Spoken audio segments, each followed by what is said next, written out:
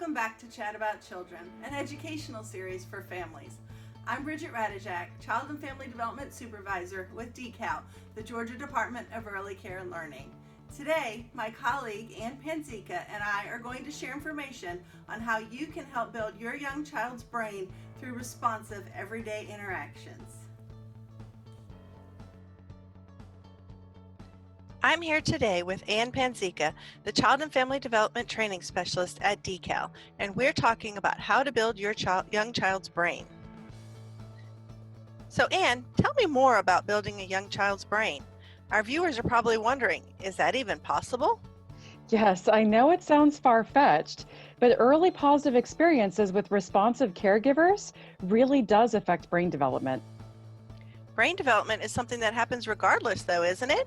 Children are growing and the brain is growing too. Yes, but how we as parents and caregivers interact with babies has a lasting impact on the architecture of the brain. Don't genes play a role in brain architecture? Genes do provide the blueprint, but positive experiences shape children's learning, behavior, and mental and physical health. So when you say interactions, what do you mean? Like hugging or talking or playing games? Yes, exactly. Brains are built one hug and one word at a time. Talking to your child, reading to them, playing with your child, these are all examples of positive interactions. And every positive interaction is helping to build a strong and healthy brain. Wow. A responsive adult is really the key to building a strong brain. Yes, that's so true. You know, a great strategy to help with building a strong brain is serve and return. Tell us more about serve and return. I would love to. It may sound like a game of tennis, but it's not, although the actions are similar. The caregiver interacts with the child, and then the child responds, and then the caregiver responds to them. It's the back and forth interactions that build these strong brain connections. You know, sometimes I see parents initiating this. It's really important for parents to know that it's especially beneficial to tune into what your baby is playing with or showing interest in. That can be the beginning of a great serve and return. Yes, that's so true. You know, waiting for the child's response teaches them that they're important. Also, it doesn't have to be a vocalization from the child. It can also be a gesture or a gaze or the child reaching or pointing to something. Wow. You know, I recently saw a video from the Center on the Developing Child at Harvard University that shows what serve and return looks like. I think that'd be helpful for us to watch now. I think so too.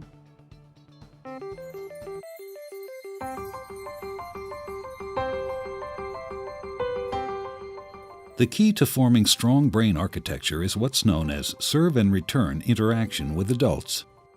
In this developmental game, new neural connections form in the brain as young children instinctively serve through babbling, facial expressions, and gestures.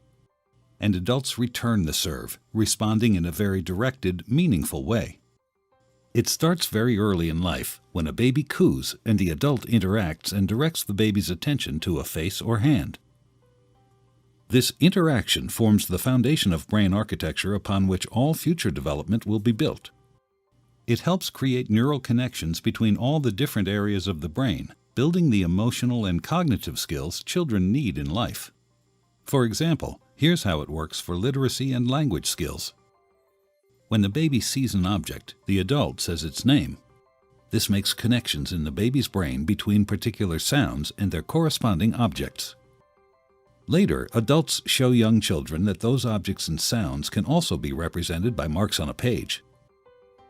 With continued support from adults, children then learn how to decipher writing and eventually to write themselves.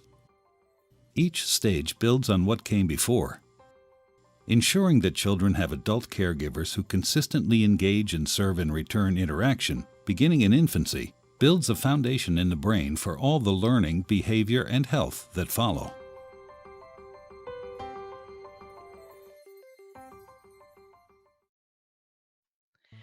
To help build young children's brains, you can never talk to them enough. Talking helps build your child's brain. Are there any strategies to use when talking to babies and young children? It may seem a little awkward to families because babies and young children don't talk back. Yeah, that's understandable. You know, I just took a course from Cox Campus called Build My Brain. And they address that very thing. A helpful strategy that I learned was this great strategy called TALK. Talk? Yes, TALK.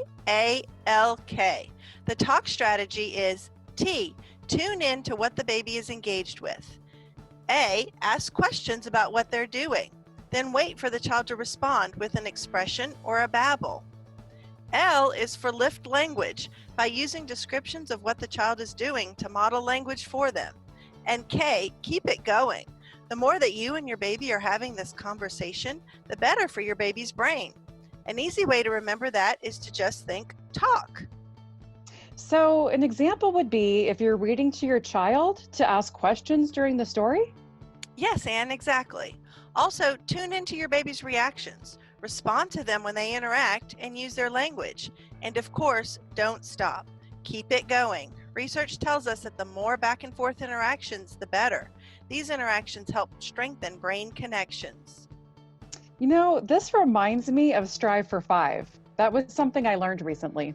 What is Strive for 5? Strive for 5 is taking 5 turns talking or responding to cues with your infant or toddler. It's about active listening and then pausing and letting the child respond to questions or statements. These conversations can happen during daily routines like bath time or meals.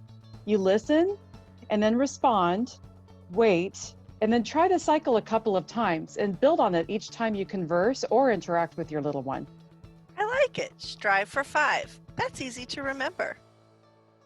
You know, it is so important to give your child as many opportunities as possible to use their language. Language helps build your baby's brain, and it doesn't matter what language. This is actually a great time to introduce a second language if you're a dual language household. Would that ever confuse a child? You know, you'd think so, but not at all. In fact, researchers have now been able to prove that the exact opposite is true. Bilingual children have stronger cognitive skills, and they're able to master both languages very quickly. Wow, that's really great to know. There's something else that is very important to discuss regarding brain development, especially now. Just like positive interactions help brains develop, some types of stress can derail healthy brain development. Oh, that's scary. Stress can derail brain development? Is all stress toxic? No, not all stress is toxic. Some stress is positive. Positive stress is a normal and essential part of healthy development.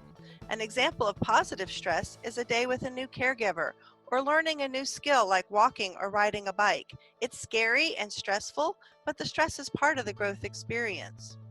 Tolerable stress is a temporary event, like the death of a family member or even this current crisis, which could be toxic, but a responsive and caring adult can make that stress tolerable.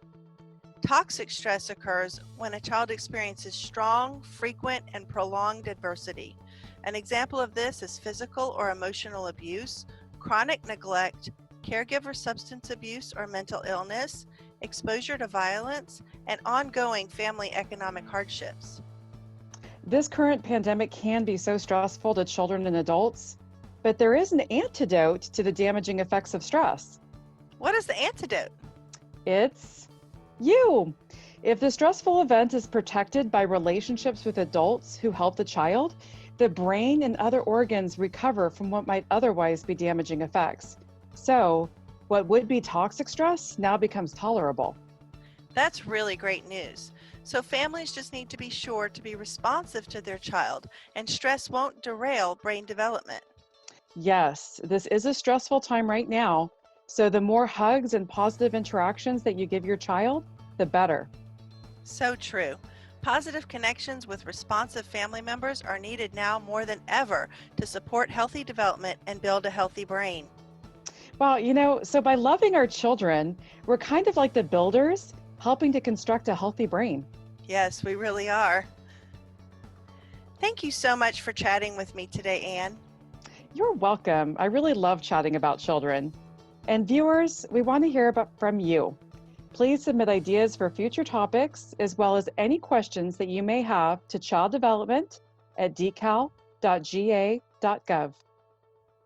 Also, check out our website at decal.ga.gov for weekly pre-K and toddler time at home activities for your child.